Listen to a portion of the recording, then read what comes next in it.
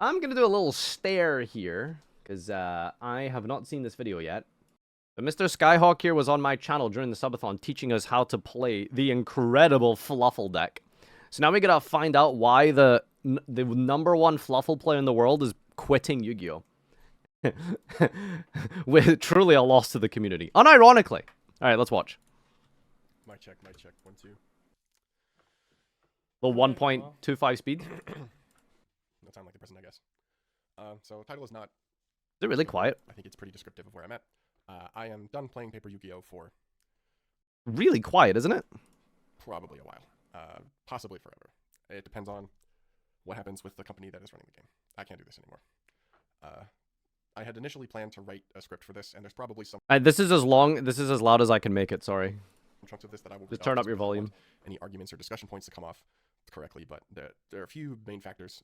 Main one is the price of the game, and the way that sets are designed is just unsustainable. It's bad, and any baby steps in the right direction have come with just unbelievable decisions going the opposite direction as far as humanly possible. How's that? And it is frustrating that a game that is so good and unique and interesting and fun and that has such a vibrant community continues to just now be it's all full terrible screen. at keeping those people. And this is the breaking point for me.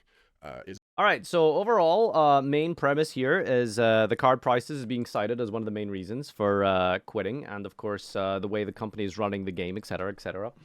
Always said that when it comes to companies of this size and stuff, there's not really too much room for feedback unless there's like a mass exodus of players or something. Realistically, the best and only thing that you can do is just talk with your money. That's the only thing that actually works and makes big companies listen, is if they aren't turning profits because people aren't playing their game. That's going to make, that is what will amass change. So, big respect to someone who can actually pull themselves away from anything, really, Yu-Gi-Oh! Or any hobby, and say, I'm going to take a stand, and I'm not going to give the games industry money, I'm not going to give this company money, I'm not going to give this company my business anymore, etc., etc. It takes a really giant sack of cojones to realistically, like, double down on something like that. So that's respectful. Regardless of what the reasons are, because it does take a lot of willpower to pull yourself away from something you love. Is Bonfire and the Sinful Spoils package. So I'll try to make this maybe a little bit more coherent. And I guess for those of you who are maybe coming across this, All right, I'm gonna let him speak here before we jump on and like analyze this. But main reason is the Bonfire and the Wanted engine being mandatory game pieces in lots of top tier decks, and probably more decks, especially after Phantom Nightmare, the best decks most likely, being essentially like $500 to plus engines just by themselves. You know, before you even like teched in cards and stuff like that. and who don't know who I am, I'm nobody. I have a small following on YouTube and Twitter. I'm one of MBT's mods. I was active in the competitive scene probably from the beginning of TOS format. That's not a flex, Skyhawk. What is your claim to fame? I am an MBT mod. No, that's not a flex. Through till like, I don't know, 5 months ago. The last major event I played was YCS Vancouver. I did top a regional in April, and I have the Konami bobblehead PFP. I qualified for a remote duel invitational, so I'm on like the very, very outside edge of someone who you could maybe consider to be a somewhat accomplished competitive player.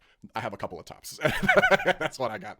But I'm somebody who's been active for a long. If you have like multiple Konami tops, by the way, don't forget this. Like this does just like put you in like the top like 0.1% of the player base. Remember, like as crazy that is to think of how big the community is, that does kind of put you in there. But that's not to say that the opinions don't suddenly become valid or less valid from where they're coming from. In the end, if you play this game enough, I think everyone's opinion is valid to an extent, just depending on the subject. So I think it really just depends on at what angle we're discussing this from. The competitive angle, an overall Yu-Gi-Oh! Angle. Because card prices from a competitive standpoint, I think this is a reasonably qualified person to give their own opinion and take on this without feeling like there's any sort of, bias is not the word. Without feeling there's any sort of like, not credit due where credit is due. Long time. I've done everything from alt formats to grinding the DB ladder to playing in paper to traveling to YCS events. And I can't. What ladder? So here's why. What ladder? First and most obvious is the price of the game. There are a lot of people who will tell you that you can compete on a budget, and that's just not remotely true at all. If your goal is to top a YCS or even a regional, statistically speaking, you're outpriced for the vast majority of people who are playing this game or who are looking to play it competitively. Okay, so if you can't afford to pick up the best cards and pieces to play the game, you are definitely at a massive disadvantage. But I think to say that you cannot play the game competitively is maybe a kind of a stretch, and it sort of varies from format to format. Um, you know, realistically, if there's only like one or two top tier contending meta decks in the game, then that makes sense, right? Because you can't afford one of those two decks. But in a format that has like 3+ to 5 like meta decks with like a couple of strong rogue decks, I don't know. I think you can compete. Now remember the difference between like competing and optimizing are very different things, right? So those are two separate entities in and of themselves. I think you can be competitive without optimizing, or rather, I think you can be competitive but still optimize within a certain budget range. But to fully optimize, yeah, obviously you're going to need like the maximum amount of financial resources to be able to assist you in that regard. But I think it is very possible to still do well for the vast majority and the most of the player base is concerned, right? Because the vast majority of Yu-Gi-Oh players, their goal isn't to win a YCS, right? Like that isn't the goal of most Yu-Gi-Oh players. It's to probably socialize with their friends at events, have a good time, and see how well they can do with what they have at their own disposal. That's probably the general goal for like the average competitive, semi-competitive player, right? And I don't think you need to spend $800 on a wanted engine to be able to do that, because there are alternatives to fire decks right now that you can play. They're obviously not the best decks, but there are alternatives that let you have a chance. And part of the problem is that Konami continues to build sets in such a way that when they finally do make cards that were at the top of competitive play accessible, they are no longer at the top of competitive play. Stuff almost always rotates out. And when it doesn't rotate out, they take a long time to bring the price down to a reasonable level. And rotate out, for context, for those of you who are thinking like, wow, rotation? There is rotation in Yu-Gi-Oh! It's just not called rotation. It's just called a ban list or power creep. That's basically, for all intents and purposes, that is rotation. Our version of it, quote unquote. The most recent example of this is Triple Tactics Thrust. And notably, this is like, to Konami's credit, this reprint has come sooner than most stuff does. If you think about it, it took Baron a year and a half to get a reprint in a side set. It took Prosperity almost 2 years to get the Megatin print, and then it took them a little longer than that to finally put it in the Verity collection. But Thrust is still going to be a $40 to $50 card, especially as somebody like me who lives in Canada. The market up here just still sucks.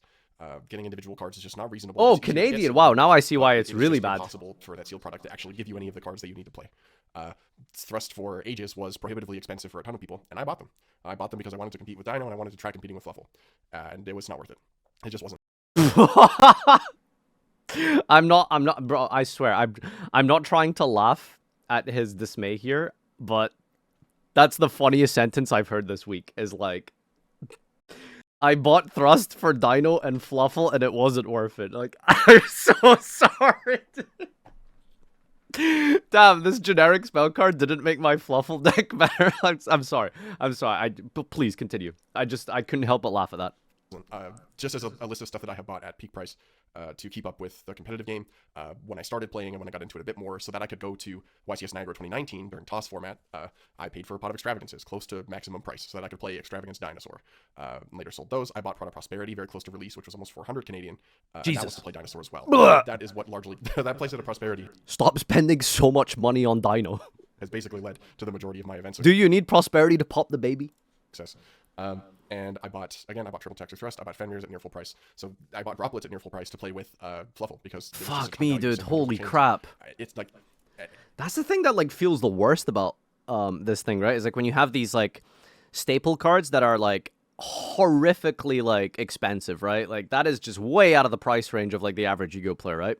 But for people who do have like, stable income that they're willing to use their disposable on their hobby and their card game and their pet deck, etc., like, that feels terrible that you'd have to, like, to really, truly optimize Fluffle or to really, truly optimize Dino, you're going to have to, like, spend, like, hundreds on these, like, consistency cards like Prosperity that just don't have an alternative. That feels really bad. And I don't know what the solution to that is other than completely shaking up and revamping the model of the box structure decks, or I mean, I guess that would probably be the big step in that. I don't think there's a small change you can do to Yu-Gi-Oh product that would make it easier accessible for players who just want to play. I think it would have to be a very large sweeping change, something like completely adopting the OCG model, which is a massive change, right? Like, that isn't like to say that that's not a small change. Well, let's see if he gives any suggestions. it's not reasonable for the vast majority of people to be doing that. And at the time I bought some of those, it wasn't reasonable for me to be doing that. I was captive in an audience because of the way that this game is designed.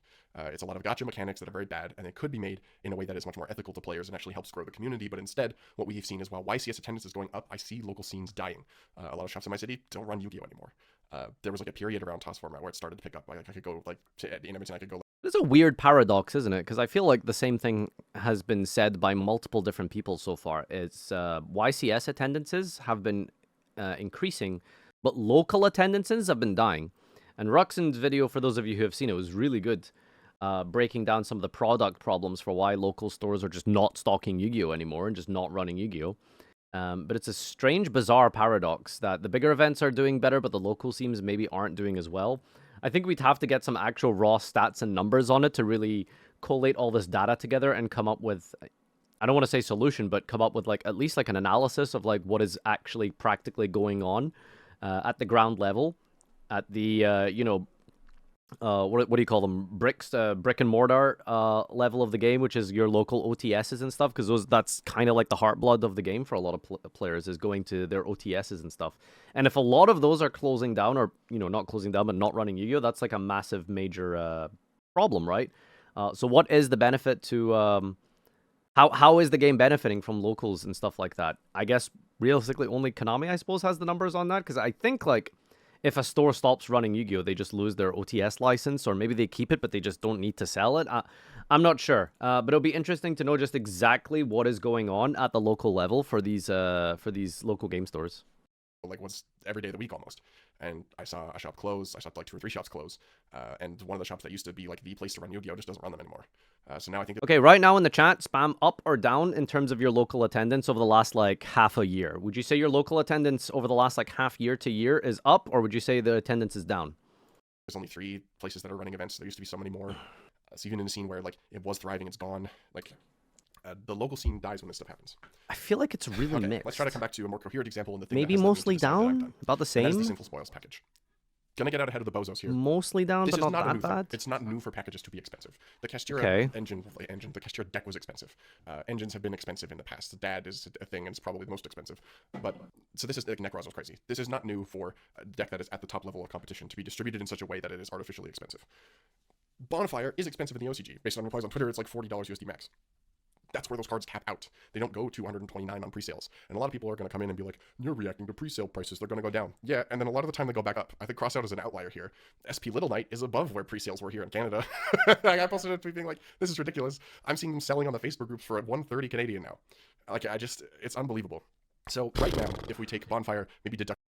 Like, dude, like something like SP Little Knight, which is just like straight up just... If you don't have that card, you are at just such a significant disadvantage. And it's like $130 for one singular copy, 1/15th of your extra deck, one part of your extra, 1/55th of your entire deck list, 1/70th of your entire deck list, including side or something. My numbers might be wrong, but that's absolutely unhinged, man.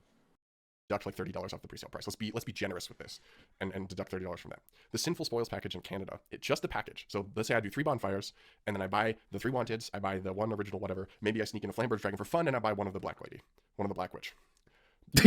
Looking at like 800 quid. He said Black Lady, then immediately corrected himself. He doesn't want to be racist. Good on you, Skyhawk. $1,000 Canadian. I haven't even touched anything else in the deck. I haven't even touched SP Little Knight.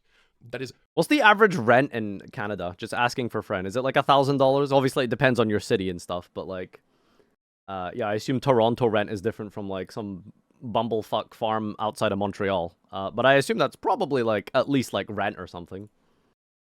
Fucking unbelievable. It is completely unreasonable, and it is almost entirely Konami's fault. If we had the OCG distribution model, this would 15, not be 12. This is too much for me. And importantly, a lot of decks that I wanted to try to build are just things that I can't do. I'm not going to spend the money on the package. And because I want to play the Agadoatic Evol deck. The deck looks really cool, but you have to have the wanted package to play it at a competitive level, and it is $1,000 if I decide to go all in on it once Phantom Nightmare releases.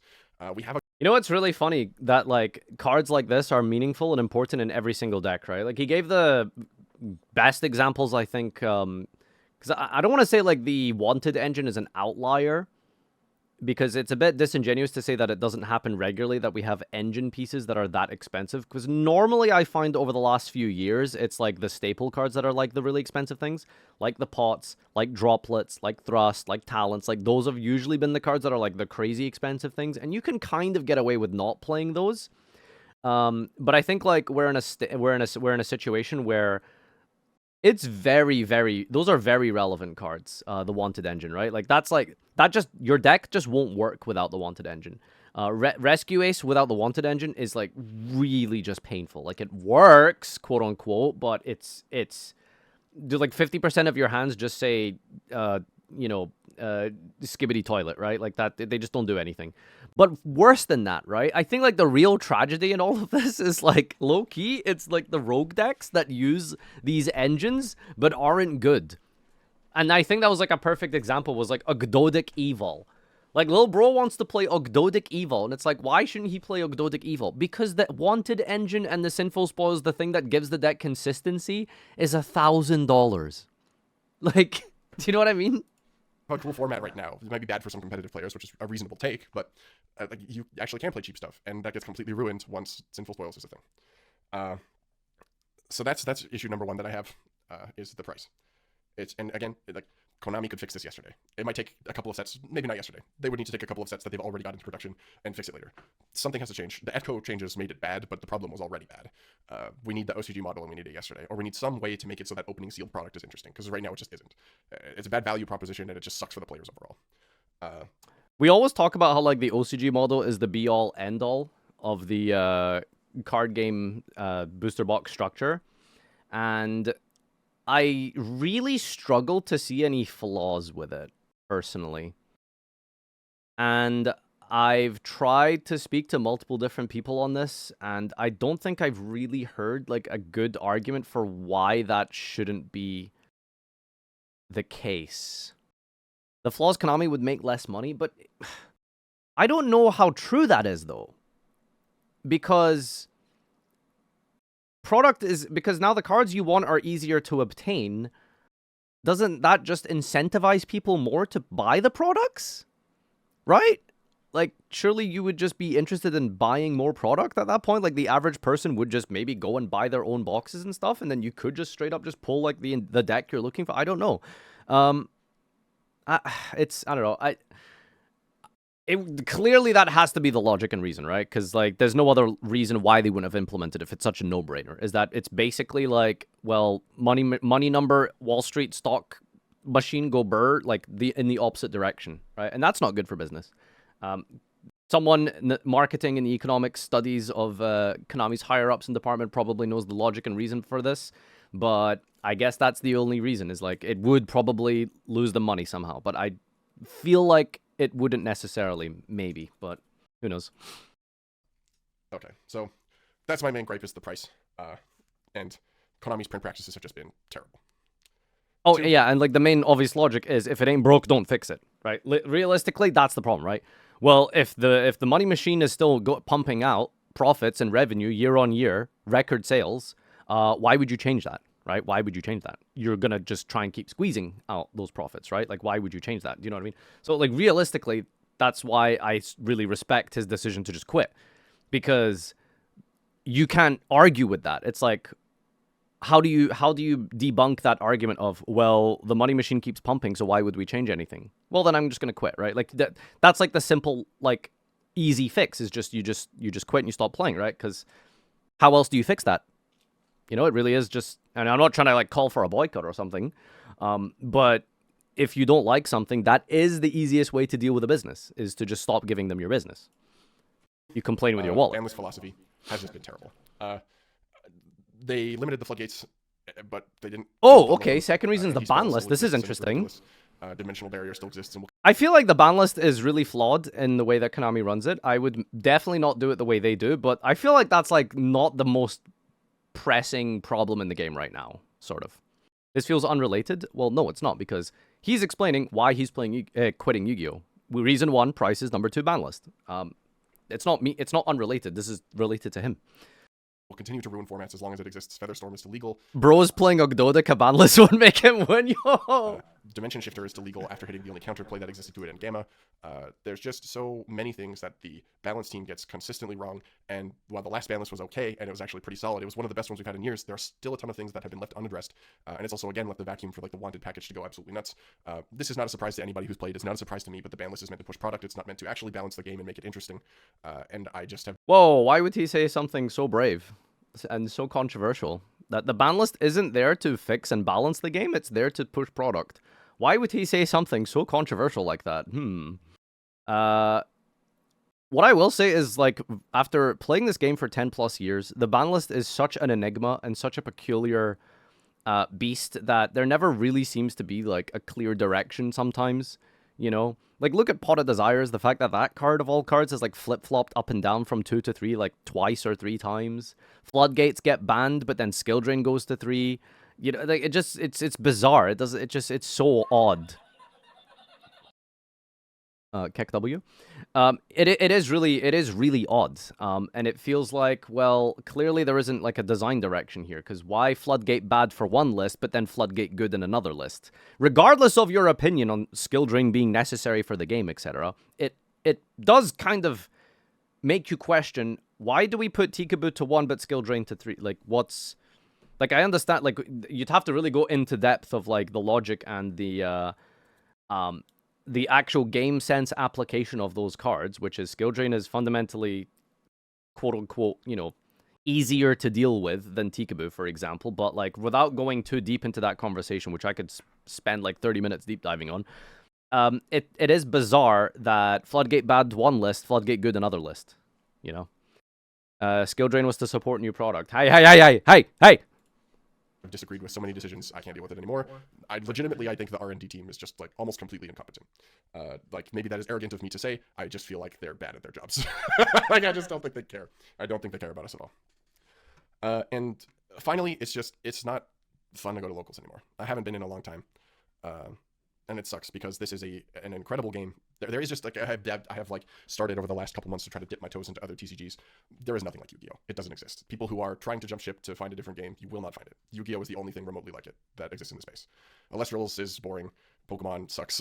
Pokemon has no interaction. One Piece is, well, I haven't given One Piece an honest chance. Magic is also marred with a bunch of problems due to Hasbro right now. A lot of the other games are too niche or expensive to have a community around them worth participating in. So those are like the three, but like the big gigantic one is price.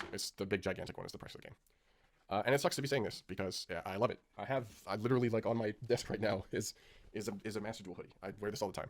I have on my desk, it's a total mess. I have mats from a bunch of events that I have topped or done well at, or that I purchased, or that a sponsor has sent. Shout out to Grimoire. I have... You know what the biggest flaw I found in that? I will say this, right? So even if you're going to play like a rogue deck that's like good, you know... I always like to go to Sword Soul because it's just one of my favorite decks of all time, and it's like very budget and very cheap right now. Low-key, I tried to put together a Sword Soul deck just out of curiosity. Okay, how much, like, if I want to just play Sword Soul, a deck that's probably like tier 2.5, tier 3 or something, what would I really, how much is that actually going to cost me to put together? Do you know what the one thing that people really underestimate when they look at card prices is shipping. It's the shipping costs. Like, when you really try and optimize buying the cheapest cards, especially depending on where you live, like Canadians especially are it's really bad for this, and in the UK it's really bad for this. So maybe it's different depending on your location. But if I want to buy like the cheapest cards, which is like, you know, you look at something like the tennies, they're like literally dirt pennies on Card Market, for example. But it's gonna, if I buy like from 2 different sellers, I'm paying like $10 or something just on the shipping costs. You know what I mean? So putting together even like a very cheap deck is kind of hard when you have to buy from like 4 or 5 different sellers, and you could just say, well, we'll just buy from different seller, from one seller, forehead. Well, guess what? The genius play is that the sellers know that if they're the only seller with, like, you know, a large inventory, they can charge more for those individual cards. So cards that cost like, you know, maybe like $2 cost like $6 or something, right? Multiplied by a playset, that adds up, right? So that's what I find myself being in a situation with. I try to actually go and build a Sword Soul deck, for example, and see how much is this actually going to cost, and it's like the shipping was like half of the cost, which is crazy. That's just a side point, though. Anyway. Leaves. I have tons of cards. I just got storage boxes. I have a bunch of tins under my desk. I have deck boxes full of Dinosaur and Fluffle and Crystal Beast and everything that I've been passionate about for the last, like, probably 10 years if we're talking the time I spent playing terribly on Dueling Book and Dueling Network for that matter, if we go back that far. What is this website he keeps referencing? I can't do it anymore. So I'm setting some conditions for my return. Not to issue Konami an ultimatum. They don't care about me. I'm nobody. But these are for myself. So one, printing practices have to meaningfully change. And when I say meaningfully change, I mean meaningfully change. I mean it needs to change.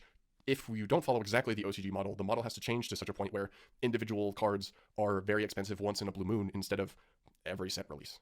Like the meta-defining thing is always crazy expensive. I'm under no illusion. I'm trying to think of when there was a situation in recent years where the game was like at its best financially, where it was like easy access onto certain decks. Yes, there were probably some very expensive cards, but they were kind of niche and only played in like 1 or 2 decks. I'm trying to think if there was like a situation that's ever been the case. And I don't know. A lot of you are saying toss format. Right now, yes, right now, sure. Toss with the salad structures. Tri-Brigade format was cheap. Dino Structure Monarch. Interesting. I don't know if there's been like an ideal point in time. That's the thing, though. That the secondary market will suddenly disappear when that happens. There are going to be fluctuations in the game with this many cards. But the OCG model is an option. Sunny of the Tonka podcast has sent another couple options. I'm sure it'll come up on the pod. And I don't know how much longer I'll be there either if I'm away from the game. So that's condition 1. Condition 2, I will return to Master Duel if they ban Maxi. That's a whole other video. Condition number 2 is that I have to see that balance is better. That may be harder for me to view in an objective sense if I am away and keeping up less with the game. But I have to feel like lists are also going in a better direction. And 3, I have to feel like it is worth it to open sealed product, because I think opening sealed product is something that is fun, but is just bad to do, and it has been forever. So set design needs to change, card prices need to meaningfully come down, and Maxi needs to get banned in Master Duel, I guess. But and it sucks because there's some fun stuff. You know, the problem with booster boxes is like they will never feel good to open. Like that shot, like there isn't a method that you can create that opening boxes feels worth it. It just isn't. Like every box is basically just a loot box, right? That's how card games work. That's how this industry, this game, no matter what you do or change or the ratios or anything, like that's how boxes work. It's not really possible to make opening boxes feel good, because they're supposed to be bad boxes and they're supposed to be good boxes. Like that's just a fact, right? Because that's the entire point of how you have a trading card game in that randomized loot box fashion. This is the design intention behind boxes. That's why pack filler exists, because when you pull a bad ultra rare, that's supposed to make you feel like, oh, well, now I need to go get a good ultra rare. I'm not saying I agree with this method. I'm not saying I agree with this. But that is how it works. It's called gambling. That's how it works. Unfortunately, that's the reality. I think the last singles that I will probably buy for the foreseeable future are a copy of Kaito Terra and a copy of Hornsaurus, because they'll be incredibly cheap, and I can mess with those when I decide I want to dip my toes into combo again. But otherwise, I will not be playing the paper TCG, and I will not be going to events until something meaningfully changes with Konami. Okay, but Skyhawk, what if they make a Link 1 for Fluffles? Will you come back? It's very possible that they just don't. And it sucks to see local scenes. See, everyone's morals start to quiver a little bit, huh? When they get the thing that I want, huh? To be honest with us, Skyhawk, if your deck got a Link 1 monster, would you come back to this game? To die, and it sucks to come to that realization, because I love the community and I love the game and I love everything else, but I just can't do this anymore.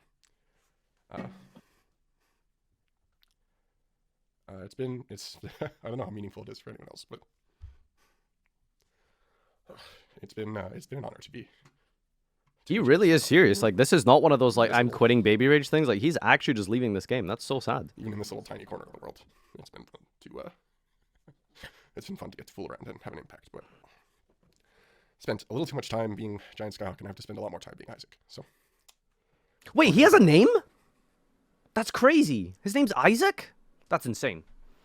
All right, anyway, like 07, that was an extremely respectable breakdown and a very commendable, and, you know, like I said, whoa, this thumbnail. Anyway, that is extremely respectable. Like I said at the very start, like, to be able to pull yourself away and quit anything takes a massive amount of balls, and a huge amount of dedication and effort that very few people in the world can actually really, do. So that's fair enough. I think for the most part, I don't think he's wrong about anything. It's just that it's about your tolerance level. And I think that's the best way to define it. What are you willing to tolerate? And that's the case in every single hobby. In every single game you play, what are you willing to tolerate? Because there's always going to be bad things. There's always going to be negatives in any game you play, whether it's the balance, whether it's the cost. How are you willing to tolerate Yu-Gi-Oh! If the best deck cost $100? Yeah, you'd probably be fine with that, right? What if it cost 500? What about 1,000? Where is your threshold and where is your cutoff point? And for some people, that line gets crossed and they quit, and that's what happens. So, respectable change. Respectable attitudes. It is what it is. I'm really sad that, he would quit over something like that, but you can't blame him, right? You can't blame him.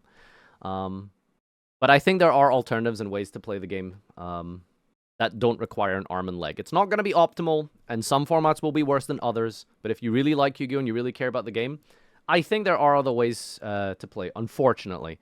But realistically, the big change that needs to happen is a restructure of the entire box formula, or you just complain with your wallet and don't give business, right? That's realistically just how it works in this modern age. All right, very good video. Peace out. See you next time.